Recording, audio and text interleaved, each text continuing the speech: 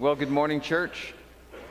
Big thanks to Mitch East, who preached for me last week. I was out of town in Brazil helping out with a missionary care retreat with about 16 other people. And so thank you for your prayers and encouragement. And a big thanks to Mitch for bringing the word about Jacob and seeing the face of God last week. At the end of this month, we have an event called Word on the Street. And I want to give a brief word about this event. Word on the Street is a concept we came up with a few years ago, and there's a lot of thought behind it. Word represents what we do every Sunday. It's the preaching, it's the teaching. We are Bible people here at the Memorial Road Church of Christ.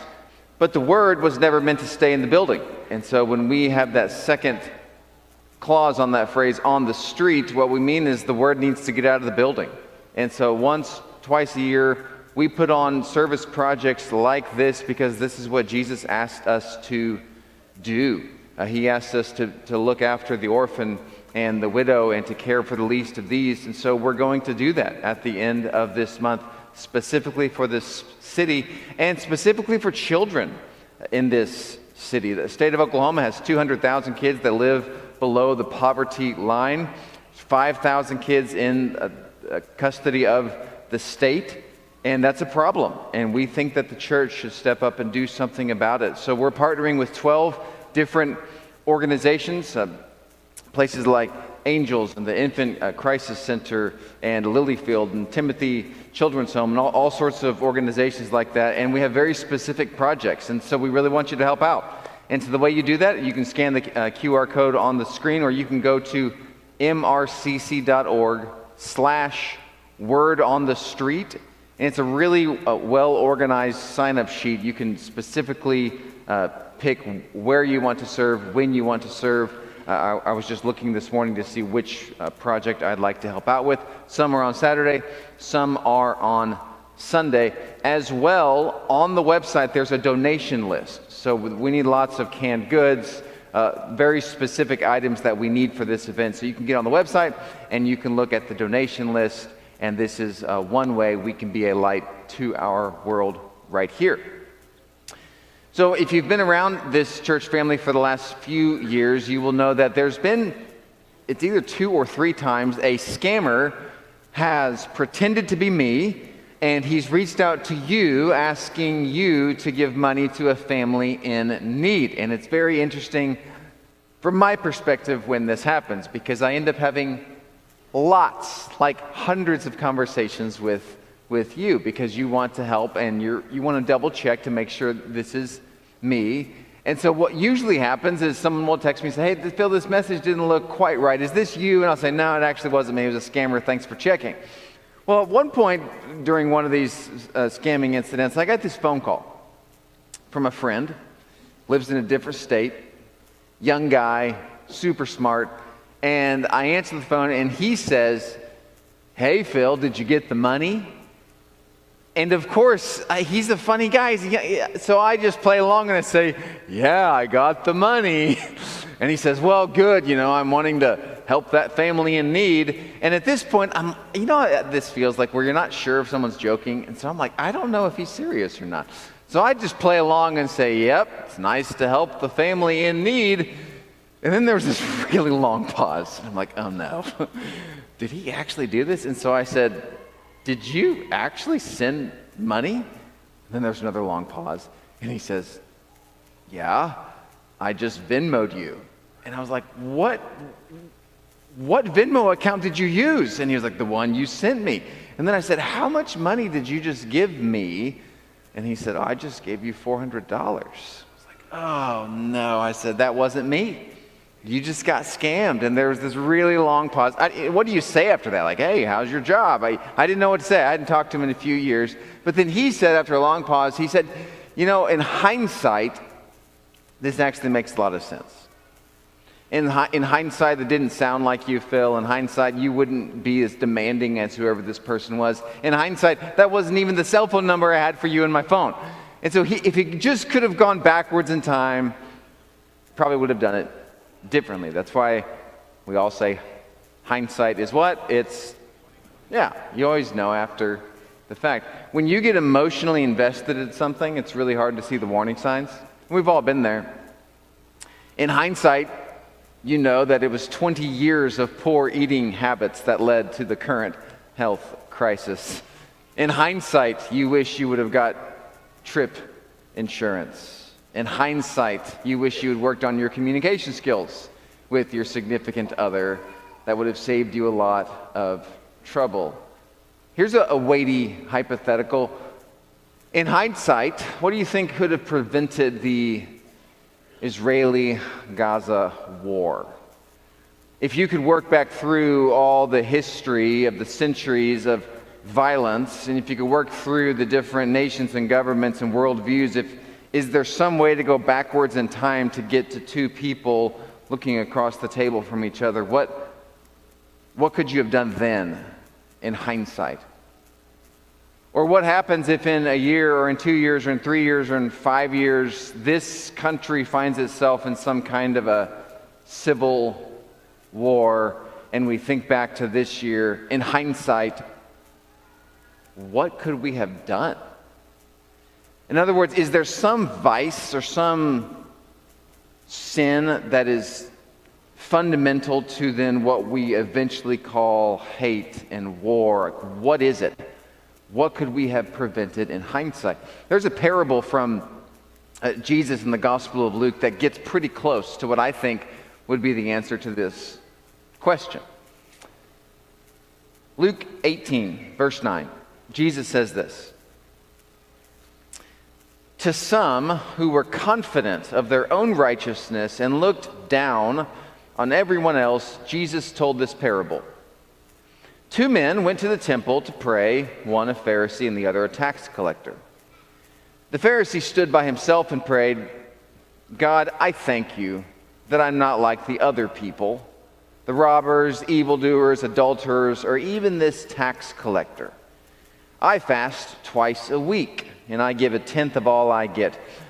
But the tax collector stood at a distance. He would not even look up to heaven, but beat his breast and said, 'God, have mercy on me, a sinner.'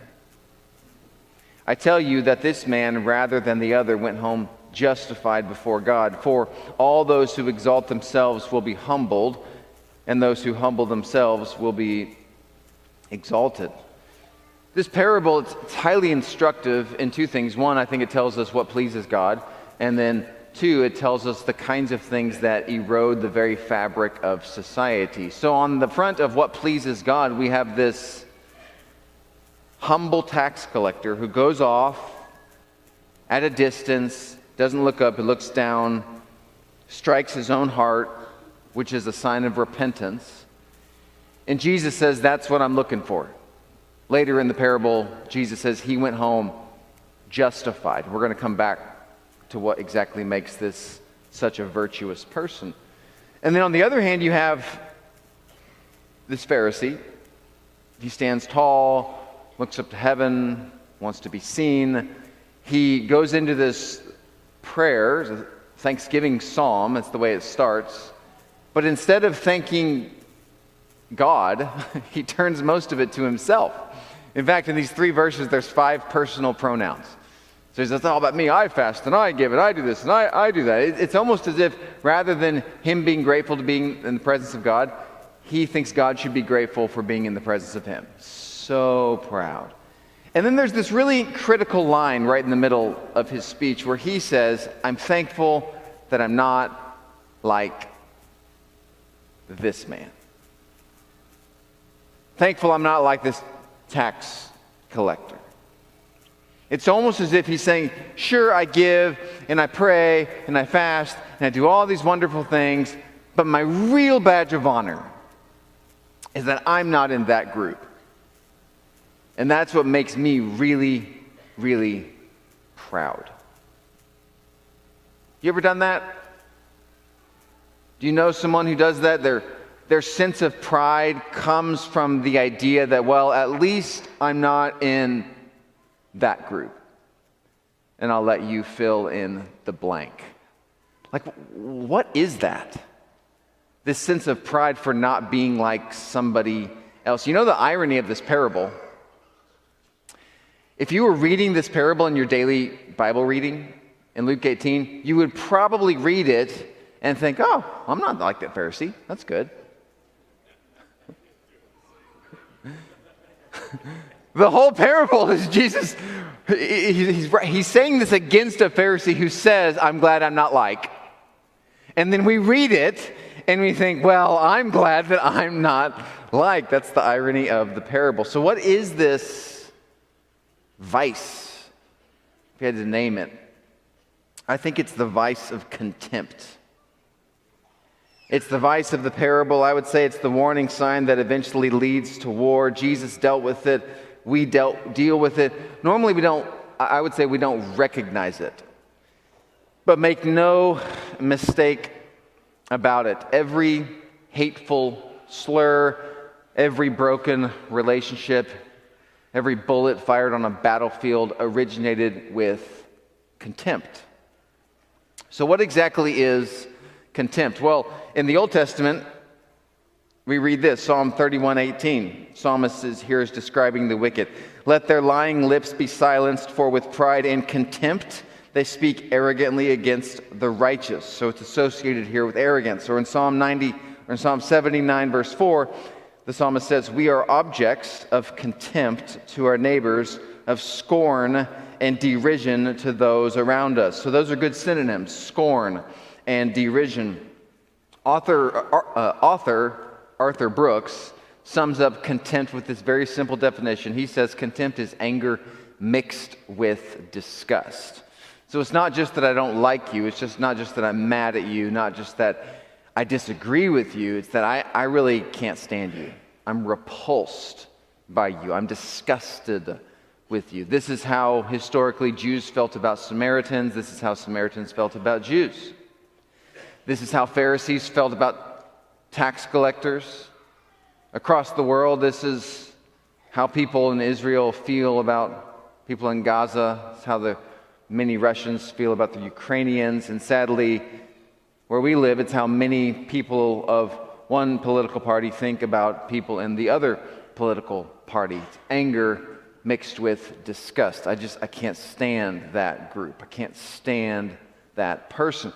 And what makes it worse is that most of us know it's bad, but we're addicted to it. We don't know how else to be. So Brooks, in his book, Love Your Enemies, he says this, America is addicted to political contempt. While most of us hate what it's doing to our country and worry about how contempt corrodes our culture over the long term, many of us still compulsively consume the ideological equivalent of meth from elected officials, academics, entertainers, and some of the news media. So it's ironic, we don't like it, contempt, we know it's bad, and yet our carnal appetite for it creates the very market which enables it to survive.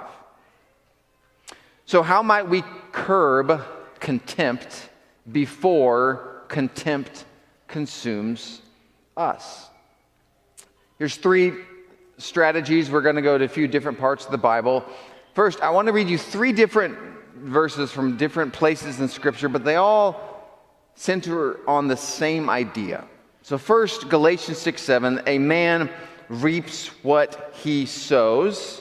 Job 4:8, as I have observed those who plow evil and those who sow trouble reap it. So same idea. Whatever you're casting, you're getting back. Proverbs 11:12, whoever derides their neighbor has no sense, but the one who has understanding holds their tongue. The 3 strategies, here's the initial one. Beware of the boomerang. Here's what I mean by that. If you take a boomerang and you're actually a skillful thrower, you can throw it, and however hard you throw it, it's going to come right back. I've never done this because it's really hard, but I've seen other people that can throw a boomerang. So the principle is that however hard you throw it, it's going to come right back at you. So we got to be aware of this. when I want to put you down, or I want to put your group of people down, I will come up with some contemptuous kind of language. And my hope is, well, if I just say this about you or about your group, then that's going to make you change. Now, let me ask you a question. Can you think of an example of that ever happening? Where one person says something really hurtful to another or another group of people, and that caused the second group to say, oh, you're right. Thank you for sharing that with me. It's the boomerang effect. In fact, oftentimes when we sling our slander at another group, it comes right back on us. So the Journal for Experimental Social Psychology studied this very phenomenon. It's super interesting. They studied what happens to when the insulter insults this group, so this is the insulted. They studied the effect on the insulted. And what they found is that when the insulted group gets these slanderous comments from this group, it does not change their view, rather it hardens their position. So they're more ingrained, and this is right towards left and left towards right. But the insulted feels more ingrained in their position than before they were insulted. And the reason for that is the insulted person assumes, well, I guess everybody in your group must be as much of a jerk as you are. And so they just get more and more ingrained in their position. This is the boomerang effect. So this happened. I'll give you an example of this. So a few years ago, there is a group of hardline, they love Jesus, but hardline Church of Christ brothers and sisters in a different part of the country. I'm talking about like one-cuppers, no kitchens. So if you don't know the history here, you can ask someone, but this is pretty hardline. Well, at one point, one of these people wrote this article about this list of preachers who were leading the world astray. And this list of preachers was wolves in sheep's clothing. They were heretical, and you really need to stay away from these preachers. Well, lo and behold, I made the list. I'm not sure how, I'm not sure why, but I read this article. I'm like, wow, I didn't realize I was that terrible of a person. So I looked up the guy that wrote it. I've never met the guy. From my knowledge, he's never visited this church. He's never reached out to me. We've never spoken ever, and yet he writes this diatribe against me and several others. Now, how did I react when I read this? Did I say, you know what, you're right. Even though there's 2,000 people at the church I preach at, we should go one cup it. That's what we should do. I think you're right.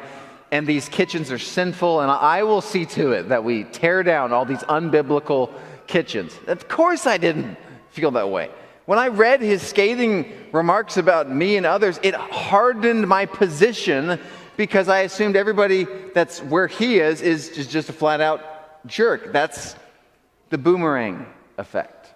And that's a pretty silly example, but let's get a little more real. When a progressive blankets all conservatives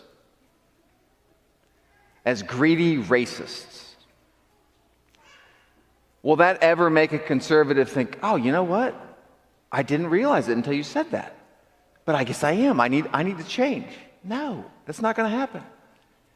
And when a conservative pigeonholes all progressives as snowflake, liberal communists, I mean, can you actually imagine a left-leaning person that hears that and says, oh, wow, well, I didn't know that until you said it, but you're right.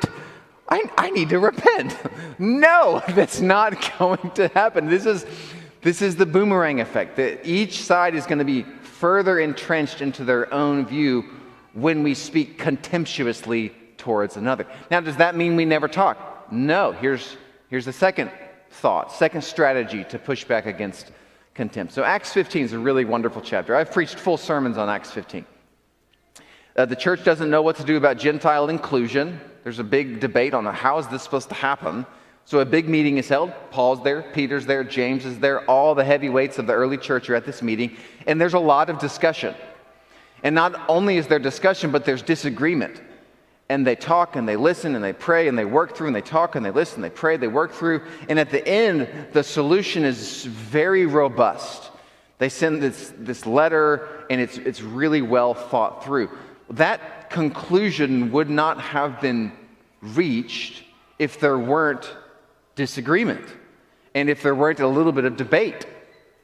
And so here's the second strategy to pushing back against contempt. It's to celebrate debate. Debate's not a bad thing. Now, when you think about the person that you don't like or the group you disagree with, are some of their ideas bad? Absolutely. Some of their ideas are terrible.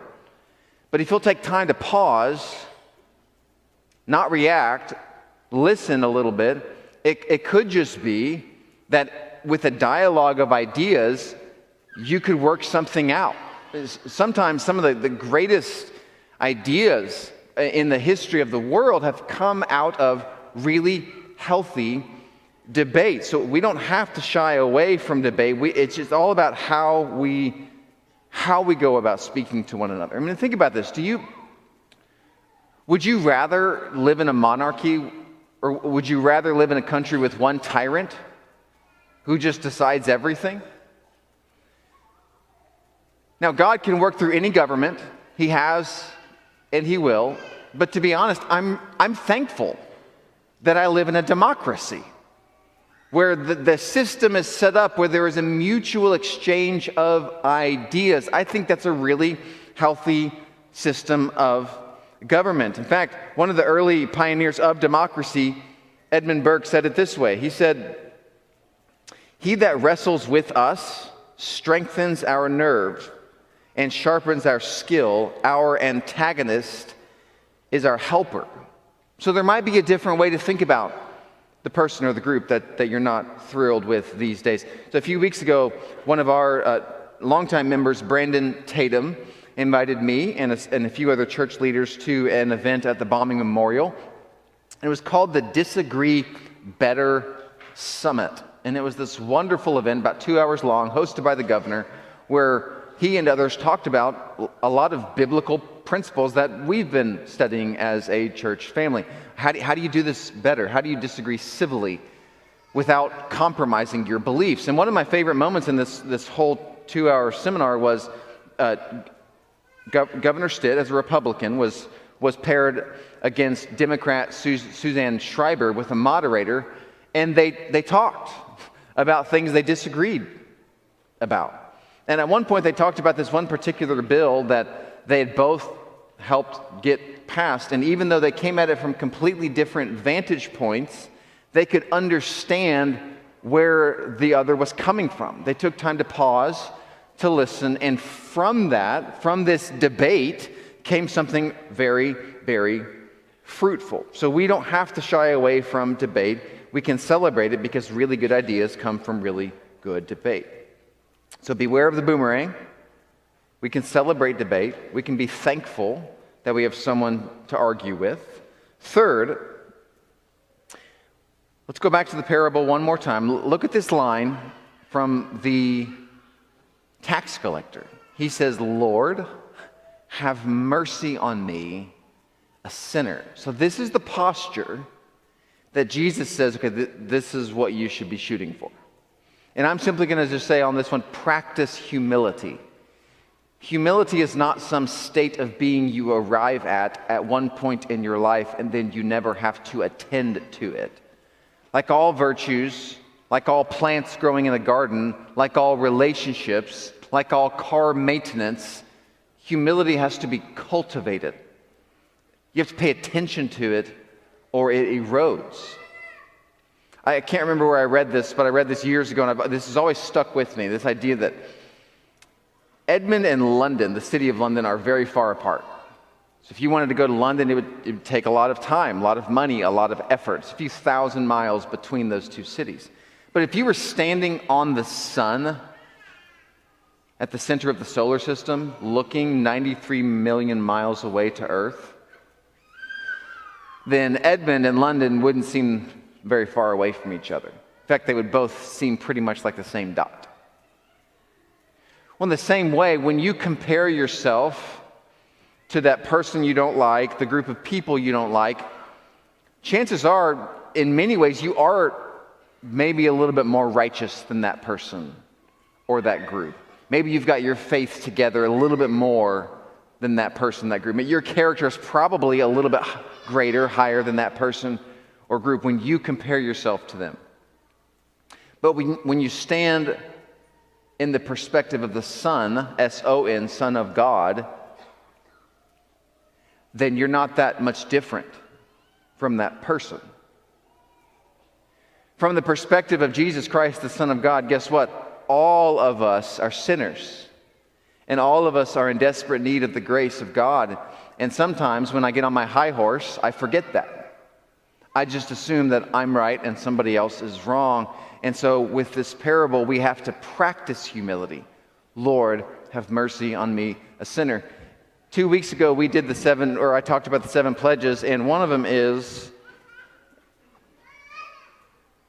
number 3. Says, I will confess my sins before I call out yours. When I wrote this and then I preached a sermon on it, I felt awesome about it, but then I had to practice it and it was annoying. So I didn't want to practice it, but I had to. It was awful. So the other day I got mad. I felt misjudged, and I just kind of, that you feel it's righteous indignation. Don't know me. Don't know what I stand for. Totally felt misjudged. So I felt all that boiling in my heart, but I remember that principle. I thought, okay, come on, Phil, you got to practice what you preach. And so I actually I was at home, and I grabbed my journal, I sat down, and I wrote out my current top sins. It was really ugly. It was really hard.